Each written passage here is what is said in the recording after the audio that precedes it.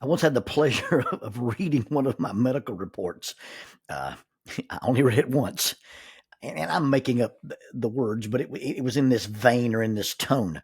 Large, irregular, meandering, descending incision to the anterior abdominal region. The viscera elevated and abdominal cavity rinsed and cleansed. 18 inches of sigmoid colon removed, created stoma on the anterior abdominal wall. Patient tolerated well. Tolerated? I was unconscious. I didn't have a choice. Of all the things that they described that they did to me, the one word that got my attention was that I tolerated it. But I guess in medical terms, I did tolerate it. I did nothing about it. I didn't squirm. I didn't wiggle. I didn't make a fuss. I just did nothing. I lay there unconscious. The sign, it was posted prominently on the counter. The sign said, "Aggressive behavior will not be tolerated." That sounded a bit aggressive to me. It sounded more aggressive when I read it out loud. Aggressive behavior will not be tolerated. The people behind the counter didn't like the fact that I read it out loud. Maybe a sign aggressively forbidding aggression is meant to be read silently. You read it in your head, and it creates sort of a feng shui, je ne sais quoi, peaceful inner ambiance. But then I looked behind the counter at the people who weren't going to tolerate aggressive behavior, and it was funny because all I heard in my head was, "Stop, you're being aggressive." Maybe it wasn't as funny as I thought it was. Maybe it was just sad. Maybe it was just silly. Because no one I could see would be able to deal with any truly aggressive person. Maybe they didn't understand aggression.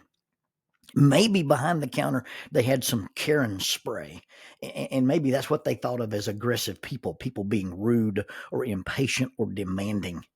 Maybe they had some attitude cream that they give people to rub on themselves when they were in a snit. But truly aggressive behavior? You keep using that word. I do not think it means what you think it means.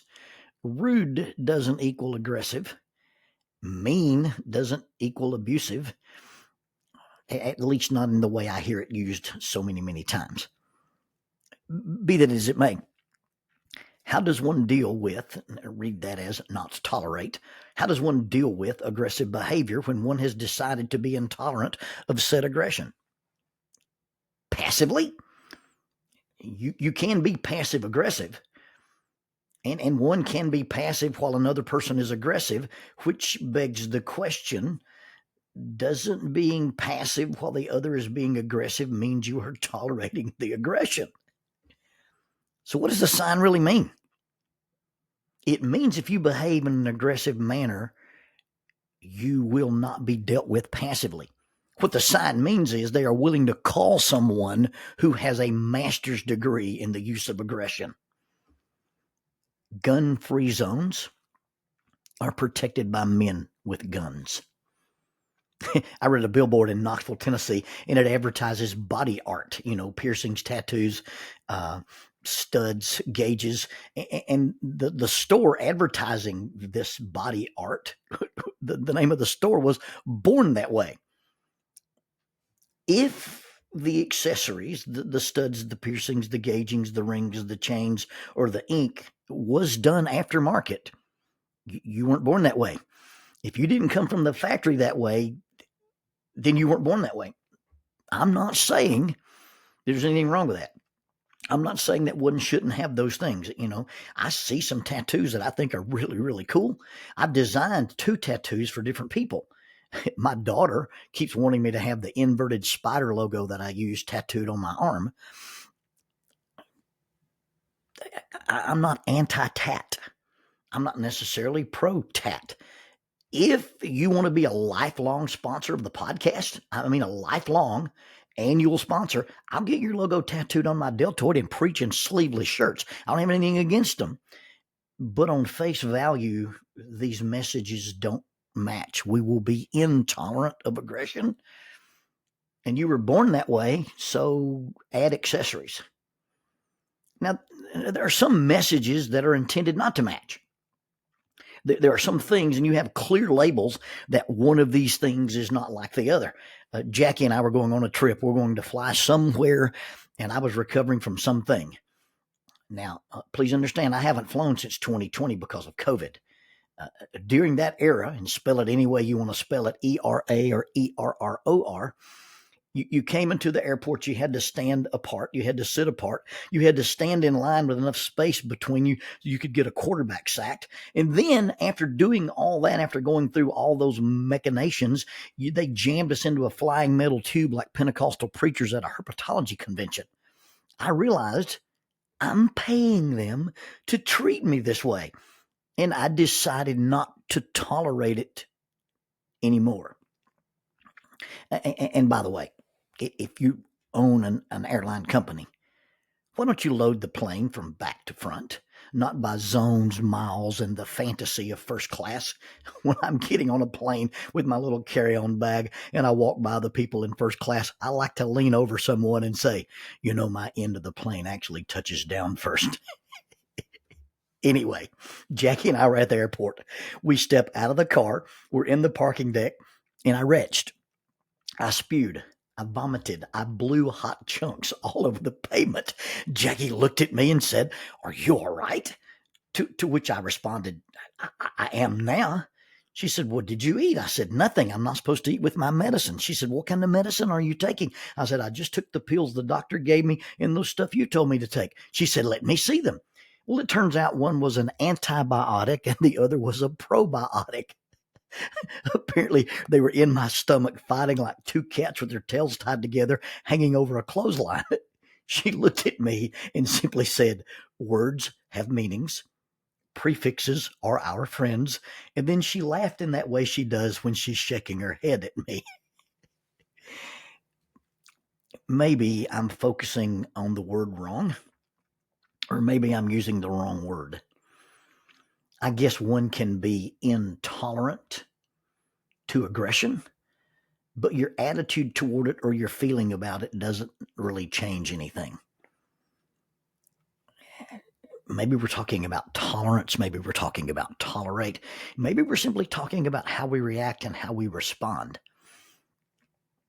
But the key is you get change when you change. It's not about expecting or waiting on others to change. I'm not going to let them treat me this way does not change the way they treat you. It simply changes the way one responds to how they are treating you. My friend, Dr. Kyle Butt, asked the question, if you have 5 pelicans on a pier and one decides to fly off, how many pelicans do you have? Well, in his answer, you still have 5. You see, just because the pelican decided to fly off doesn't mean he actually did it. Deciding to do something is not the same as doing. Until the big bill bird bounces, there are still 5 pelicans on the pier. Do or do not. I will not tolerate is a decision. But the crux of the matter is, what action will I take when I witness or am faced with or experience the intolerable? I know. I'll post a sign. I'll make a meme. I'll organize a public fit. I mean a protest. Deciding not to tolerate something and doing something about it are not the same thing. Now, I'm not denying in any way that there is truth in the phrase, "Do not be overcome by evil, but overcome evil with good." That's a very powerful phrase. But good cannot simply be defined or understood only as passive inaction, lack of action, or being non-assertive. One does not fight fire with fire, but one does fight fire. You spray it, you drown it, you beat it out, you deprive it of oxygen, you prep it, you prep the area so that you have fire breaks and so that you remove the fuel. You're not fighting fire with fire, but you're fighting fire with the things providing an environment that fire can exist or thrive. Being intolerant of hatred, racism, sexism, abuse, neglect, poverty, exploitation of the innocent goes way beyond simply making a decision that you don't like it or find it offensive. It goes beyond a marketing campaign. If we truly will not tolerate evil, it goes beyond virtue signaling, fit pitching, whining, name calling, labeling, posting signs, or making posts. So what do? I don't tolerate may simply mean I won't attend the event. I won't listen to the speaker. I won't go to the rally. I won't be at the social gathering. I won't listen to liars as they lie or let abusers talk to me abusively. It may be that I have to distance myself from my family. My not attending, my not being present did not stop it from happening, but it did stop it from affecting me. Maybe if I'm at the speech, the rally, the service, the gathering, and that which I will not tolerate takes place, I can make a choice to leave. I don't have to make a scene. I just simply leave. Avoidance is not always a bad thing. It's not always pathological. In fact, in some cases, avoidance can be healthy. Whoever manages the distance manages the damage. But what if I'm in a place where I can't dictate the space?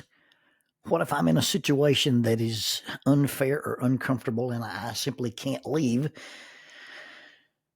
Well, there are some cases that demand a response, but it has to be a positive response. It can't be a punitive response and it can't be a vindictive response. So how does one respond to that which is unpleasant, unfair, dishonest, disrespectful, or disgusting? Loving your enemy, blessing those who curse, praying for your persecutor, turning the opposite cheek, and going an extra mile. Those are positive, powerful actions. Loving my enemy is choosing. It's attitudinal. It's choosing to hope he experiences goodwill in his life and realizing that I'm not the one to sell his accounts. I don't have to plot his demise. I can just hope he gets better. Blessing the cursor simply means I don't live in a quid pro quo world. I don't have to give him what he gave me or expect that the world is even or balanced or fair. I just give him a blessing instead of returning his curse. Praying for my persecutor is recognizing that hurt people, and asking for something to happen good to him is different than hurting him, because if I hurt him, I will only add to his pain and it will not create relief in me. Turning the other cheek is about giving second chances, and going the extra mile is about making extra effort. Now, those responses do not equal tolerance. They do not equal endorsement. They do not equal permission, and they do not imply forgiveness.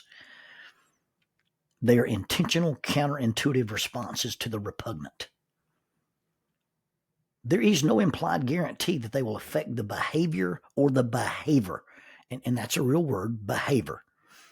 The effect that those things have are on me. When I change my responses to the behavior, I change the power of the behavior and I change the power of the behavior. There's that word again. I didn't cause it. I will not cure it. How do I cope with it? Those responses, blessings, prayers, other cheeks, and extra miles, are not designed to change toxic behavior to beneficial or transform mean people into nice people. Those strategies only have the power to change the power that the other person or the other behavior has over me. It does not change the behavior. It only changes my response to the behavior.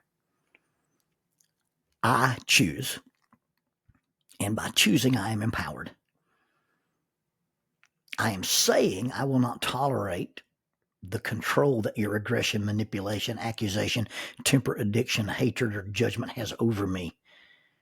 That means no matter what others say or do, I choose not to act, react, overreact based on words, values, thoughts, and deeds of others. I guess the fancy term for that is having an internal locus of control. My not tolerating does not eliminate the behavior. It does not change the behavior. But by not tolerating, by not letting it have control over me, is almost the same as eliminating it. If I limit the power it or they have in my life, it is the same as if it didn't happen or they aren't there. The things other people do, say, believe, or the way they behave should not control us. If we let those things dictate how we feel, think, or act, or live, then that is intolerable.